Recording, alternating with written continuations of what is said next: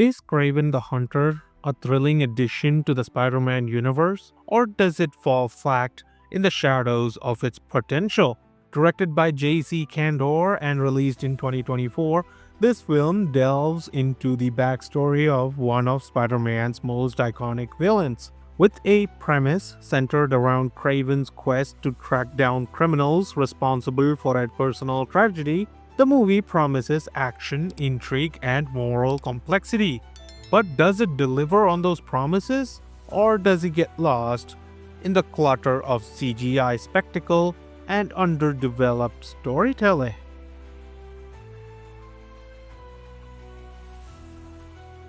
The film follows Sergei Kravenov, a skilled hunter who embarks on a mission to track down a list of bad guys after they kidnap a family member. As Kraven ventures into the wilderness to confront these criminals, he grapples with his own inner demons and powers, resulting in a journey of self discovery. The plot seems to hinge on a mix of familiar action sequences and superhero tropes, but it doesn't quite reach the heights that such a story could achieve.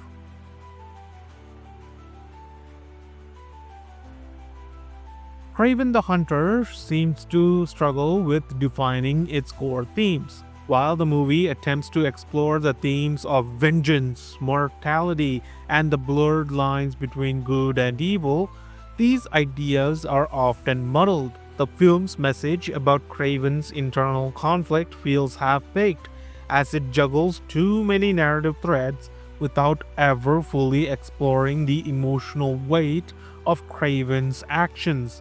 The notion of nature versus nurture is introduced but isn't explored deeply enough to offer any profound commentary.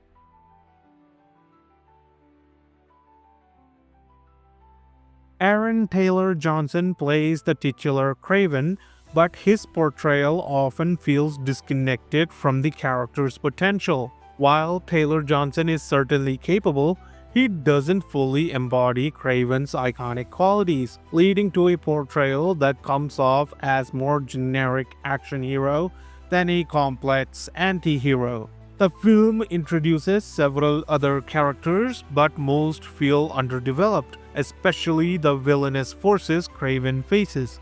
Russell Crowe's performance as Kraven's father is a mix of strained emotion and melodrama, but it ultimately falls flat. The best character in the film is Kraven's brother, who introduces a surprising twist that offers a brief moment of intrigue.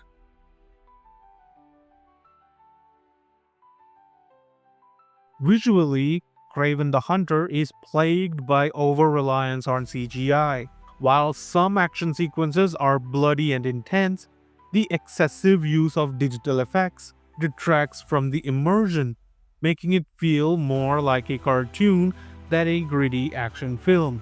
The portrayal of the Rhino, one of the film's primary antagonists, looks particularly cartoonish and out of place.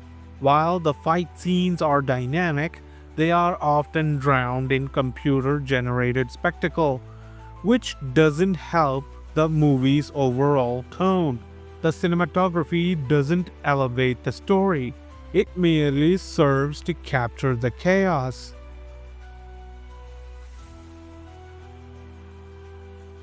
The film's score and sound design do little to enhance the emotional beats or elevate the action sequences. There's an attempt to add intensity with heavy music during action scenes, but it often feels repetitive and fails to create the kind of atmosphere needed to make Kraven's journey feel truly personal or impactful. The sound effects, while fitting during combat, often feel too overblown, pulling the audience out of the experience rather than drawing them in.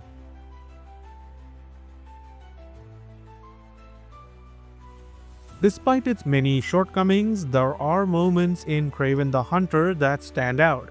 The action sequences, while hampered by the excessive CGI, offer a new, bloody, and satisfying moments that fans of the genre will appreciate.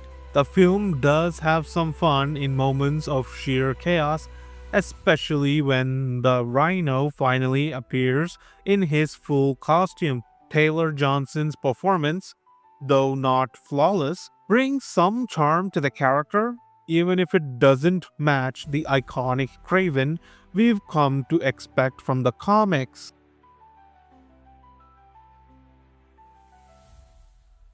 Unfortunately, Kraven the Hunter is weighed down by several issues. The pacing is uneven, with the first half feeling like a lengthy origin story that never quite builds the tension needed for a thrilling payoff. The second half, which shifts focus to the search for the criminals, is bogged down by a lack of character development and a forced narrative structure. The film suffers from a bizarre overabundance of villains, including the Foreigner, whose powers feel disconnected from the rest of the film's tone. The CGI is often distracting, and the film's reliance on it results in a cartoonish feel that undermines its attempts at gritty realism.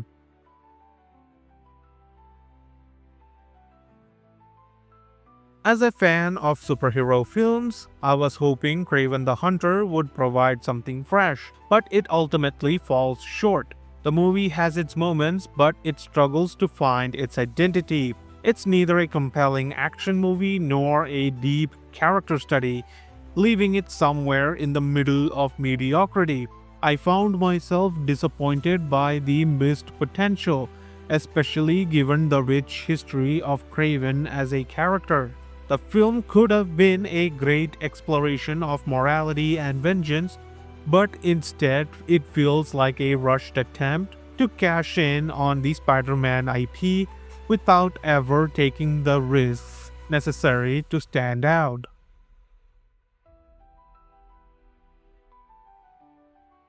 Kraven the Hunter is a film that feels like it exists solely to fill a void in Sony's Spider-Man universe, but it doesn't leave a lasting impression. While there are flashes of entertainment, the movie as a whole feels disjointed and underwhelming. Fans of the Spider-Man universe might still find it worth a watch, but it's not a film that will stand out as a memorable entry in the genre. If you're looking for something deeper or more cohesive, you might want to pass on this one. That's my opinion on Kraven the Hunter.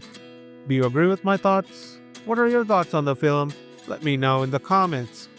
Please drop a like and subscribe to my channel, and I'll see you in the next video. To the last 10, I ran away with my life, fast forward, never turn back again.